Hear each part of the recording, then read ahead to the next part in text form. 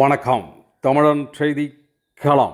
Sirkazhi bed matric மேல்நிலைப் பள்ளியில் நடந்த இலக்கிய மன்ற விழாவில் பாடகி அருணா கலந்து கொண்டு பாடல்களை பாடி மாணவ மாணவிகளுக்கு தன்னம்பிக்கையை ஊட்டும் வகையில் அறிவுரைகளை வழங்கி பேசினார். மயிலாடுதுறை மாவட்டம் சீர்காழி பெஸ்ட் மெட்ரிக் மேல்நிலைப் பள்ளியில் 39வது ஆண்டு இலக்கிய மன்ற விழாவின் நிறைவு விழா பள்ளி தாளாளர் ராஜ்கமல் தலைமையில் நடைபெற்றது. விழாவில் இயக்குநர்கள் அமுதா நடராஜன், ஆதித்யா ராஜ்கமல் முன்னிலை வகித்தன. பள்ளி முதல்வர் ராமலிங்கம் வரவேற்று பேசினார். பாவை செம்மல், தர்மை சிவா நிகழ்ச்சியை தொகுத்து வழங்கினார்.